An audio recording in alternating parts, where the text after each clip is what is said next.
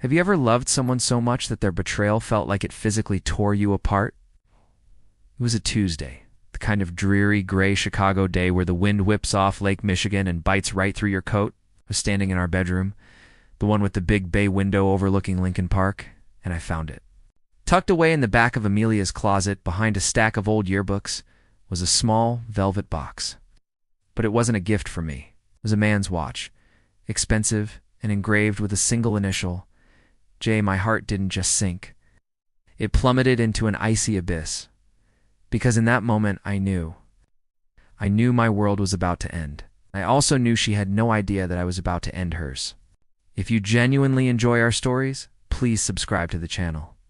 Tell us where you're from and what time it is right now. It's always fascinating to know how far our story flows. The first crack in our perfect life appeared at a charity gala at the Art Institute. Amelia, my wife of 10 years, was radiant in a sapphire dress that matched her eyes. I was talking to a colleague when I saw her across the room. Laughing with a man I vaguely recognized, Julian, a slick real estate developer. There was an intimacy in her posture, a tilt of her head that was reserved only for me. Or so I thought. I brushed it off as paranoia. A week later, she started working late. Then came the girls' weekends where her friends' stories never quite matched up.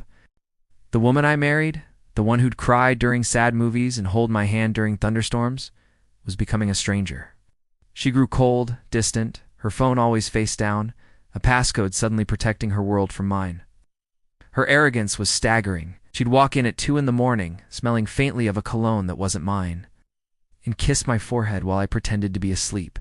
She'd talk about Julian, dropping his name into conversations as a new client, her voice a little too bright, her eyes a little too shifty. She thought I was oblivious, just a simple, trusting husband, too wrapped up in my work to notice. The humiliation was a constant, bitter taste in my mouth. She was playing a game, and she believed she was untouchable.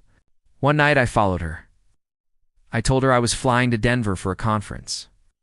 Instead, I parked my rental car across from a boutique hotel in the Gold Coast. I watched them walk in, her hand in his arm around her waist. They looked like a couple in a movie, framed by the warm glow of the hotel entrance. I sat there for hours, the city lights blurring through my tears. The love I had for her curdled into something else, something cold and hard. The pain didn't just break my heart. It forged it into a weapon. That night, I went home and started planning. No shouting, no confrontations. Silence was my ally.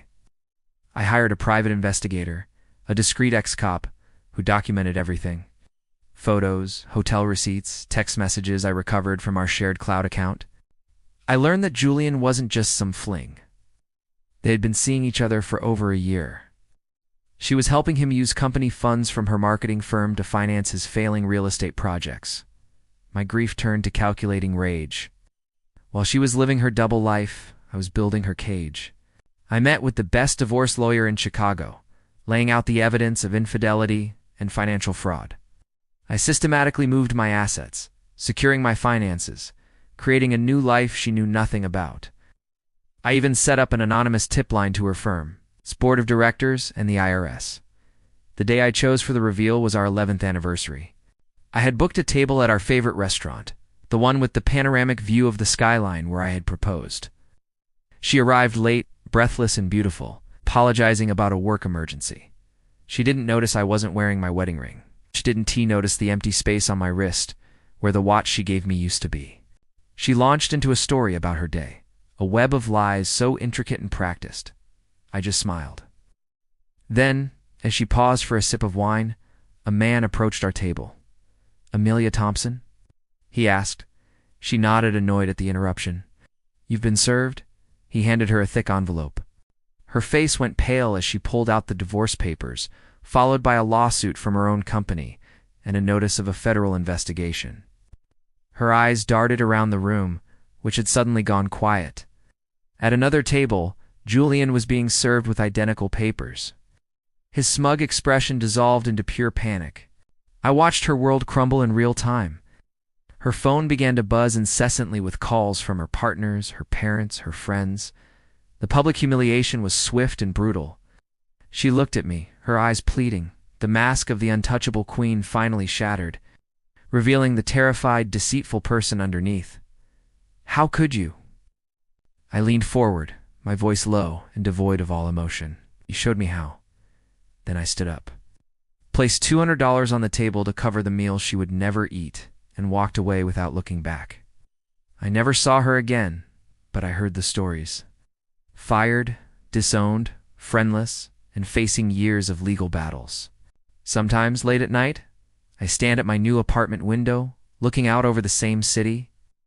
The lights are just as bright, the wind just as cold. There's no triumph, no satisfaction. Just a profound, chilling silence where a life used to be. Love is a fire, but when it's gone, all that's left is ash. The end.